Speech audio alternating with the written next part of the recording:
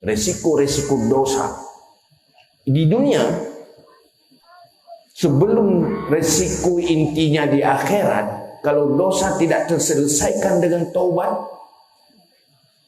maka di dunia saja penuh resiko, sehingga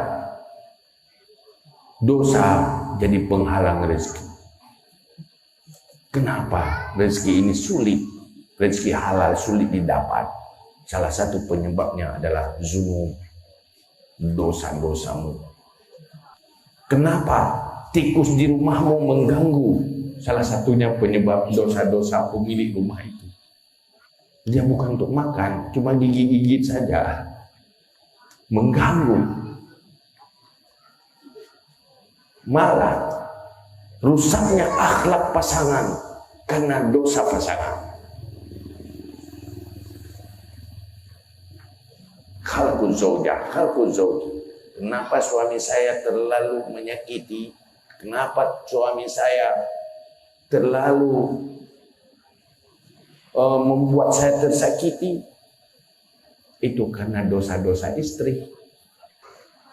Suami jadi zalim, menzalimi istri, atau istri menzalimi suami karena dosa suami.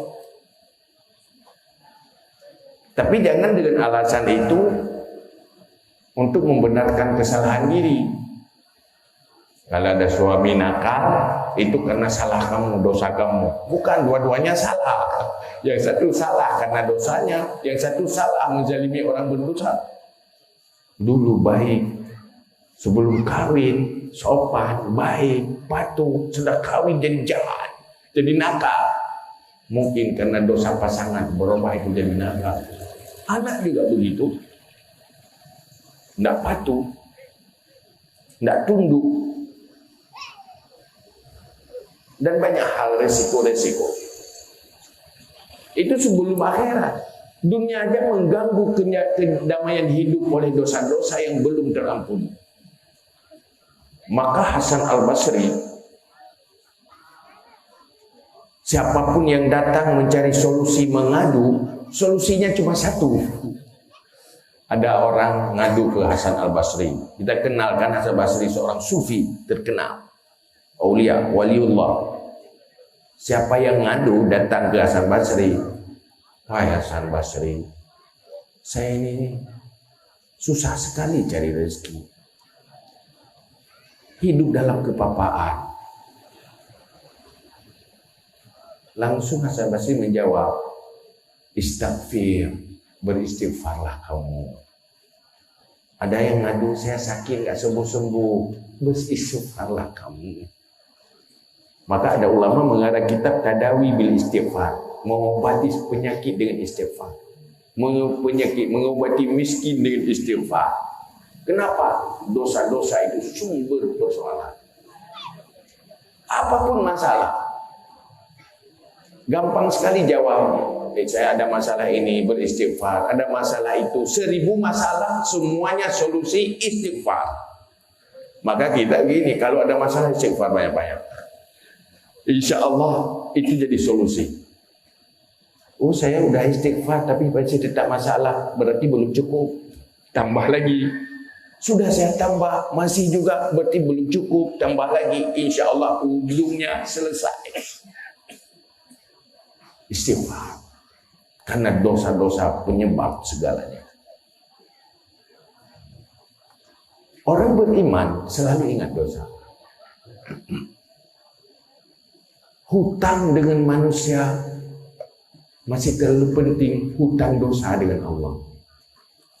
Seandainya kita berhutang dengan manusia, mati selesai, tidak menjadi dosa di akhirat, tidak apa-apa kan? Mati selesai, hutang, mau nuntut udah mati. Tapi kalau ini nggak bayar hutang, jadi dosa di akhirat, ini jadi masalah. Yang masalahnya hutang dosa, bukan hutang materi di sini. Maka menyelesaikan hutang dosa itu sumber solusi. Jadi ahli penghuni neraka karena dosa, hendak jadi masuk surga juga karena dosa. Untuk jadi masuk surga, selamat dari neraka, ya selesaikan dosa. Kapan selesai? Saat taubat. Kapan kita tobat? Saat kita ingat dan sadar. Kalau lupa dengan dosa-dosa, kapan kita bertobat? Maka kita butuh selalu merenungi diri, tafakur tentang dosa-dosa masa lalu, supaya dia terselesaikan sebelum ajal tiba. Jangan mati dulu sebelum dosa terselesaikan. Berjuanglah untuk itu. Disitulah sumber kebahagiaan. Itu yang ketiga. Yang keempat,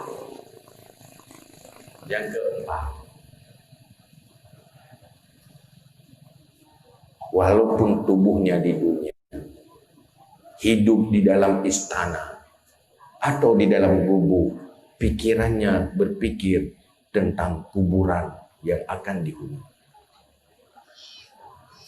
Indahnya rumah bagaikan istana tidak membuat dia lupa membangun kuburan sebagai kubur surga. Hidup di dalam gubuk menderita, gubuk derita tidak jadi masalah. Tidak mempermasalahkan itu. Yang dia selalu mempersalahkan, bagaimana kuburan saya jangan jadi lubang neraka. Tidak pernah risih dengan rumah yang tidak seindah rumah orang lain.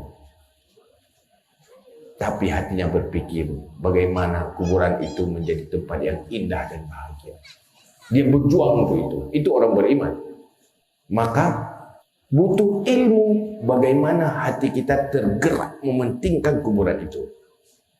Butuh renungan, butuh tafakur, belajar tentang itu. Karena berbicara seperti ini, kita hanya tahu bahwa kita akan berada di kuburan. Tapi belum tentu kita sadar dan insaf untuk menuju kuburan. Tidak masuk ke relung hati dan kesadaran. Maka kita diperintahkan untuk selalu melakukan tafakur. Tafakur sa'ah khairun min ibadati sa'ah. Merenung sesaat lebih baik daripada beribadah setahun. Salah satunya bagaimana kita datang takziah, kita rubah menjadi sebuah renungan. Kita sering datang pada tempat orang mati, tapi seakan-akan kita menjadi orang yang mendatangi kematian, tidak pernah tersadar bahwa kita akan didatangi di saat kita mati. Tiba-tiba dulu datang-datang ke orang mati, tiba-tiba kita didatangi karena kita sudah mati. Sehingga membayangkan bagaimana kuburan itu. Maka datanglah ke kuburan Sayyidina Utsman. Itu melihat bagaimana berfungsi iman di dadanya. Kalau sudah datang ke depan kuburan, langsung menangis membasahi jenggotnya yang panjang basah bagaikan sedang mandi. Asal sampai di kuburan langsung menangis, enggak tahan. Sahabat bertanya, wahai Sayyidina Utsman, kenapa saya lihat Pak Amirul Mukminin saat di kuburan selalu menangis, menyucurkan air mata, membasahi jenggotnya, bukan cuma pipinya. Apa jawab Sayyidina Utsman? Disinilah penentuan seorang manusia. Kalau di sini sukses, maka ke depan akan semakin bahagia. Kalau di sini gagal, di awal masuk ke kuburan itu lubang neraka, ke depan lebih parah, lebih pahit, dan lebih susah. Bagaimana kuburan saya nanti? Maka membangun kuburan jauh lebih penting daripada membangun fasilitas hidup. Kalau pulang ke rumah, tanyalah pada rumah, sampai kapan saya keluar masuk padamu? Dan kapan saya akan keluar tidak akan pernah masuk lagi. Itulah di saat masuk ke kuburan, rumah itu tidak akan pernah kita masuki lagi. Itu hanya tempat sementara.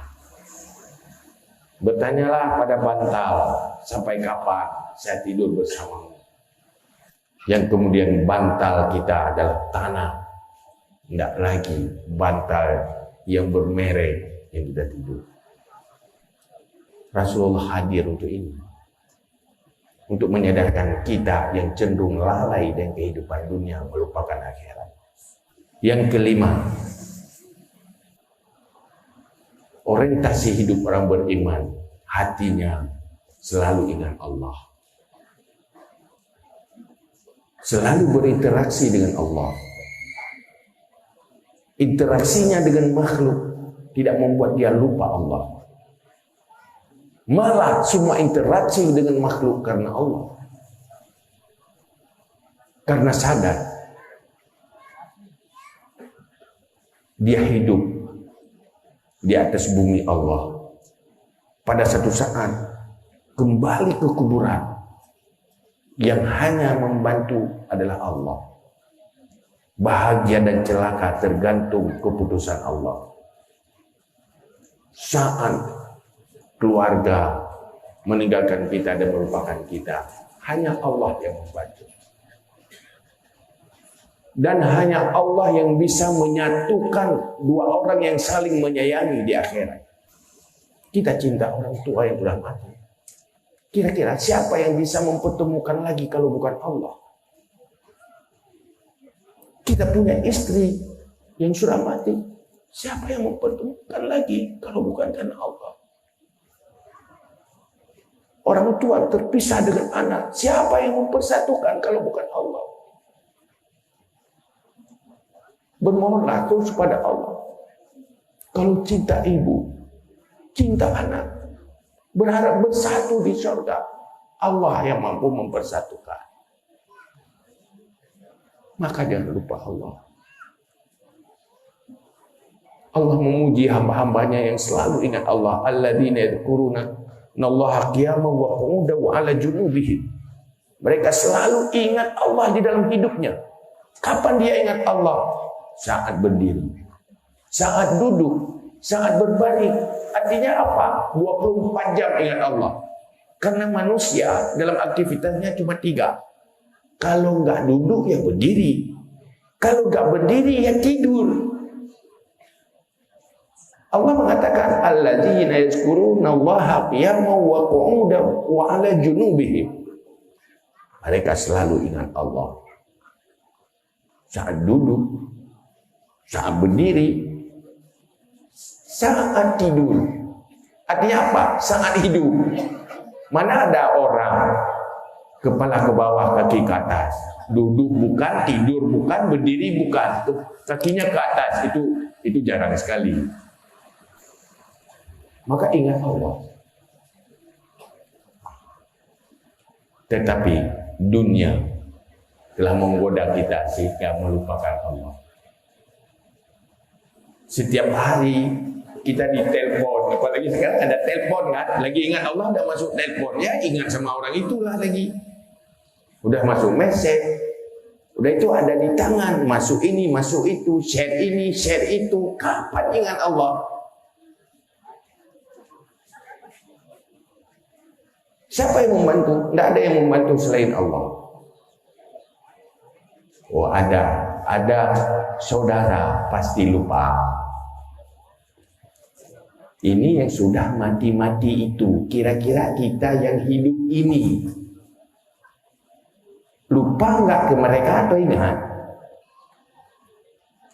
Teman paling dekat, orang yang paling dicintai, paling nangis satu hari. Setelah itu pasti nggak sanggup nangis terus. Masa ada orang menangisi orang mati berbulan-bulan? Tidak ada lah. Apalagi udah mati, udah datang orang takziah, udah sibuk hadapi itu, lupa, yang mati lupa. Begitulah saat kita mati.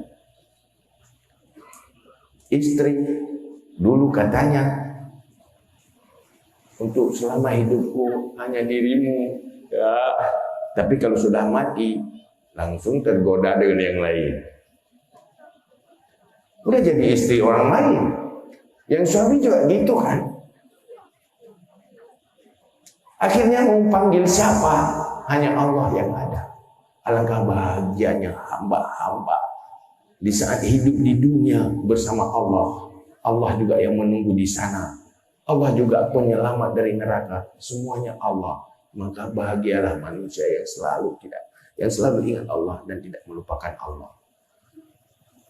Maka bagaimana kita hidup di dalam sebuah lingkungan yang saling mengingatkan kita kepada Allah. Inna lillahi wa inna ilaihi raji'un. Kita milik Allah dan pada saatnya kita juga akan kembali kepadanya. Inilah 5 hal yang kita berjuang. Lepaskan belenggu-belenggu godaan dunia, belenggu-belenggu pikiran yang menghalangi kita untuk ingat mati, ingat akhirat, ingat taubat, ingat Allah, dan ingat kuburan.